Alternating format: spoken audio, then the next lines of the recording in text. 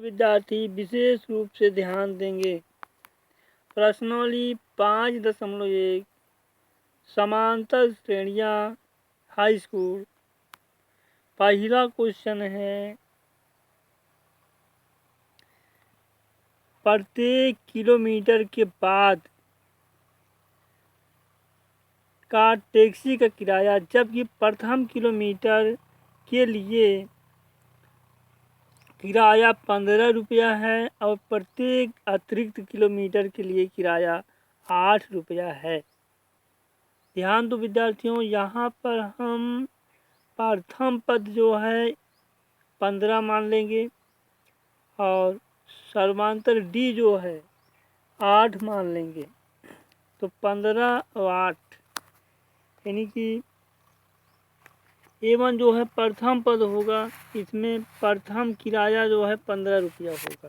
तो इस तरह जब इसको हम हल करेंगे तो इस तरह से मानेंगे कि A1 जो है प्रथम किलोमीटर का किराया है जो कि 15 रुपया है, और उसके बाद A2 जो है दूसरे किलोमीटर, A2 को मान जो है निकालने के लिए हम A प्लस डी को जोड़ देंगे और उसके बाद A और D को जोड़ने के बाद 15 और 8 23 हो गया। तो दूसरा पद जो है 23 हो गया। उसके बाद तीसरे पद में सूत्र के हिसाब से A प्लस डी को ऐड करेंगे। तो A का मान 15 है, 2D 2 और 8 दोनों को गुणा कर देंगे, 2 8 16 हो गया। तो 15 और 16 कितना, 31। अब जो है ये प्रथम पद, द्वितीय पद और तृतीय पद हो गए। अब इसमें से जो सर्वांतर है उसको निकालेंगे। सर्वांतर यानी कि प्रथम जो सर्वांतर है उसको जो है निकालने के लिए A2 - A1 equal to 23 - 15 equal to 8। दूसरा सर्वांतर A3 - A2 equal to 31 - 23 equal to 8, अर्थात सर्वांतर बराबर है। तो हम ये कहें कि यह जो है समांतर श्रेणी में है। उसके बाद दूसरा जो क्वेश्चन है इसका, दूसरा क्वेश्चन ये है कि किसी बेलन में उपस्थित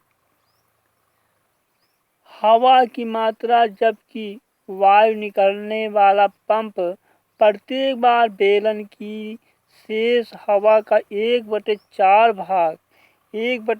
भाग बाहर निकाल देता है। तो सबसे पहले इसमें जो है इसको हल करने के लिए इसका आयतन मानना पड़ेगा। माना कि आयतन B है, प्रथम जो आयतन है वो B मान लिया गया है। अब प्रत्येक बार पंप से 1/4 भाग हवा निकल जाती है, यानी आयतन के 1/4 भाग। तो यह आयतन के लिए भी माना गया है कि A जो है A1 प्रथम पद को B मान लिया गया है, 1/4 भाग हवा निकल जाती है। तो B का 1/4 भाग यानी B गुणे 1/4। अब जो है इससे गुणा करेंगे तो B/4 हो जाएगी। तो शेष शेष हवा कितनी हो जाएगी, तो V - V/4, 4 लघुत्तम ले लेंगे तो 4B - V equal to 3B/4। तो दूसरा पद जो है 3B/4 हो गया, क्योंकि हर बार तीसरी बार जो है हवा निकल जाती है। तो वो जो है 3B/4 गुणे 1/4, इसलिए 3B/4 का 1/4। तो इसे हम गुणा कर देंगे तो ये इतना हो जाएगा 3B/16। तो अब शेष हवा कितना हो गया, तो शेष जो है 3B/4 माइनस 3B/60। इसमें जो है कैलकुलेशन करने के बाद जब इसको निकालेंगे तो कि 12B - 3B/16 इसमें से 3 निकालेंगे तो 9b/16। अब तीनों को अलग अलग हमने लिख दिया। A1 का मान, A2 का मान, A3 का मान, A1 का मान v आया, A2 का मान 3v/4 आया और A3 का मान है 8v/16। अब इसको सर्वांतर जब निकालते हैं तो यहाँ जो सर्वांतर है, प्रथम सर्वांतर -v/4 आया और दूसरा जो सर्वांतर है -3v/16 आया। तो ये दोनों एक दूसरे से नहीं मिलते हैं, तो यहाँ पर ये समांतर श्रेणी नहीं प्राप्त होती है या समांतर श्रेणी में नहीं है। ध्यान दो। इसके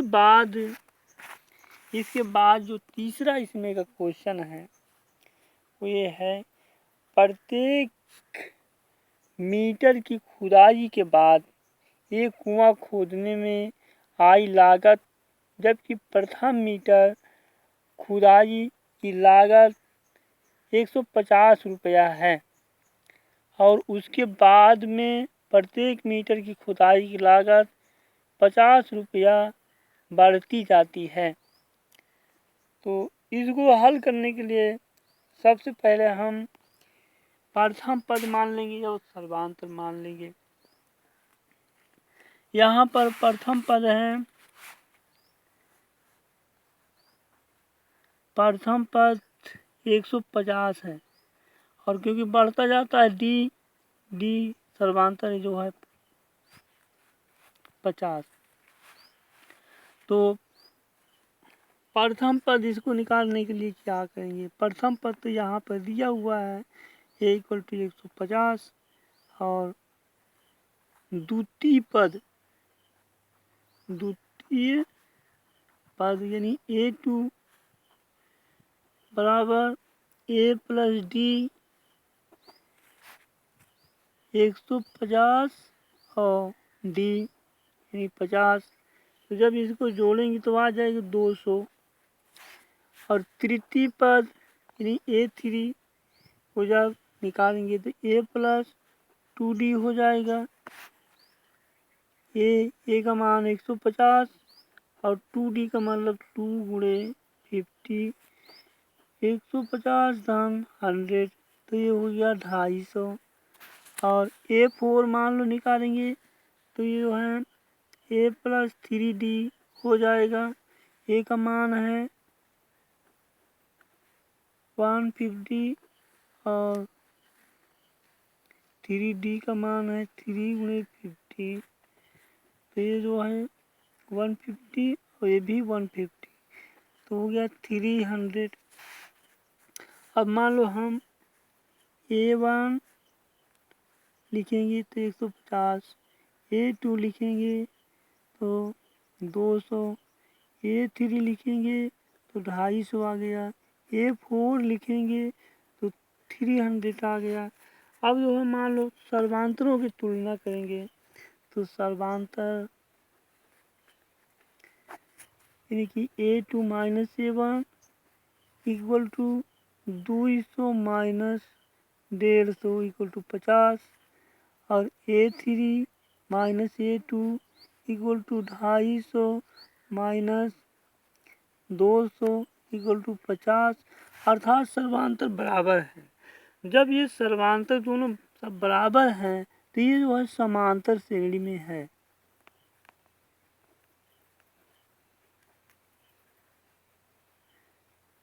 समांतर श्रेणी में ये जो है इस तरह हम लिख देंगे। अब फिर उसके बाद तीसरा है, चौथा क्वेश्चन है इसका कि खाते में प्रत्येक वर्ष का मिश्र धन जबकि 10,000 की राशि 8% वार्षिक दर से चक्रवृद्धि ब्याज पर जमा की जाती है। मिश्र धन ज्ञात करना है। तो मिश्र धन का सूत्र होता है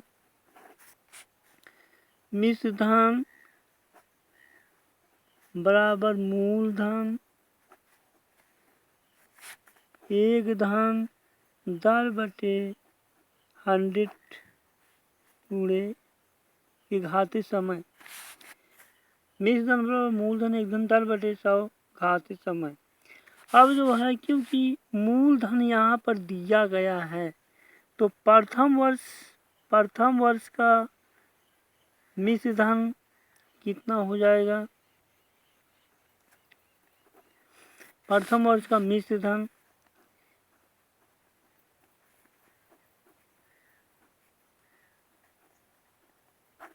कितना हो जाएगा?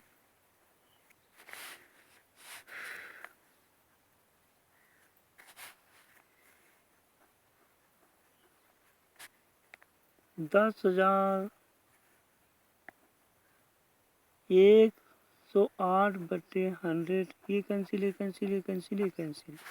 अब जो है इसको दोनों को गुणा करेंगे तो 108,000 इतना हो गया। अब ध्यान दो द्वितीय वर्ष का मिश्र धन तो 10,000 और धन 8/100 का होल स्क्वायर ये हो गया 10,000 गुणे 108/100 गुणे 108/100 ये सारे के सारे मान कैंसिल हो गए। अब 108 गुणे 108 को दोनों को गुणा कर लेंगे तो ये कितना हो जाएगा? 8 8 आई 64 अब 8 1 की 8 0 0 0 1 8 8 1 0 0 1 1 1 तो ये हो गया 4 6 8 8 16 6 1 तो आ गया 11,664 और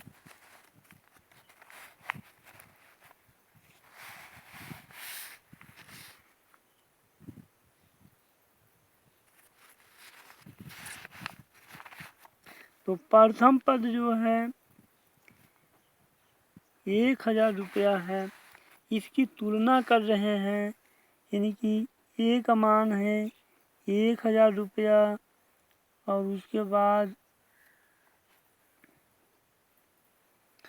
A2 का मान है 10,800 रुपया, A3 का मान है 11,664।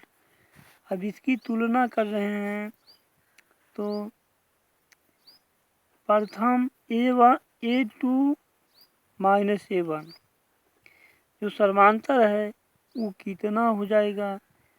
10,800 बटे 10,000 माइनस करेंगे तो आएगा 800 और उसके बाद A3 माइनस A2 की तुलना कर रहे हैं तो A3 है 11,664 और A2 है 10,800।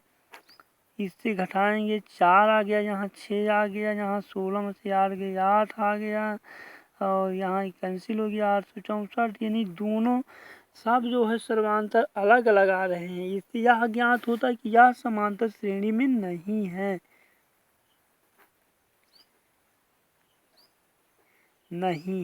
लिख देंगे तो यह जो है समांतर श्रेणी में नहीं है। थैंक यू विद्यार्थियों, जो यदि समझ में आया हो तो बिल्कुल लाइक और कमेंट करना नहीं भूलना। धन्यवाद।